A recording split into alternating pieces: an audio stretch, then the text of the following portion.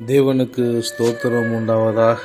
நாம் தொடர்ந்து வெளிச்சம் என்கிறதான ஒரு தலைப்பிலே பார்த்து கொண்டிருக்கிறோம். இங்கே பார்க்கும்போது மத்தேயு 6:22-23 வசனங்களை நாம் பார்க்கும்போது, கண்ணானது சரீரத்தின் விளக்காக இருக்கிறது. உன் கண் தெளிவாக இருந்தால் உன் சரீரம் முழுவதும் வெளிச்சமாக இருக்கும். உன் கண் கெட்டதாக இருந்தால் உன் சரீரம் முழுவதும் இருளாக இருக்கும் என்று சொல்லப்படுகிறது. நம்முடைய இருதயத்தில் கண்ணானது மிகவும் முக்கியமாக காணப்படுகிறது. நம்முடைய பார்வை தெளிவாக இருக்க வேண்டும், பரிசுத்தமாக இருக்க வேண்டும். அப்பொழுதுதான் நாம் எதை பார்க்கிறோம், எவ்வாறு பார்க்கிறோம் என்பது ஒரு தெளிவு நமக்கு இருக்க வேண்டும். அப்போதுதான் நம்முடைய சரீரம் முழுவதும் வெளிச்சமாக இருக்கும் என்று ஆண்டவர் சொல்லுகிறார்.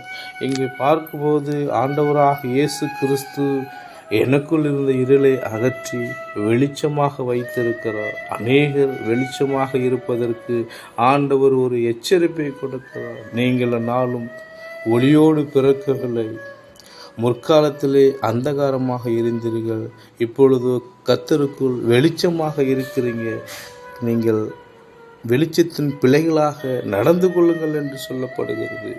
ஒளி இல்லாத நம்முடைய வாழ்க்கையிலே நாமே ஒளியை உண்டாக்குவது உண்டு. இந்த உலகம் அநேக சந்தர்ப்பங்களை நமக்கு கொடுக்கிறது. தனக்குத்தானே நெருப்பை கொளுத்தி கொள்ளுகிற ஒரு அனுபவத்துக்குள்ளாக நடத்துகிறது.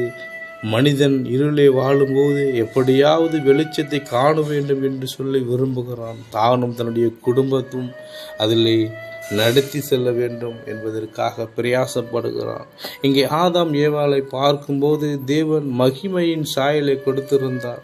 அதை இழந்து விட்டார்கள், நிர்வாணமாக காணப்பட்டார்கள். காரணம், அவர்களுடைய மீறுதலின் நிமித்தமாக அவருக்குள்ளே இருள் வந்தது.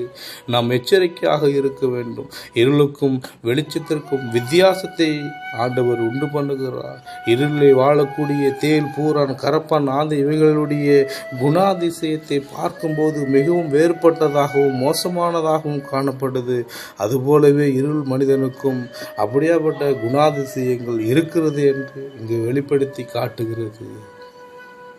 நாம் வெளிச்சத்தின் பிள்ளைகளாக நடந்து கொள்ள வேண்டும். தேவன் விரும்புகிறபடி நாம் ஒளியிலே நடக்க வேண்டும்.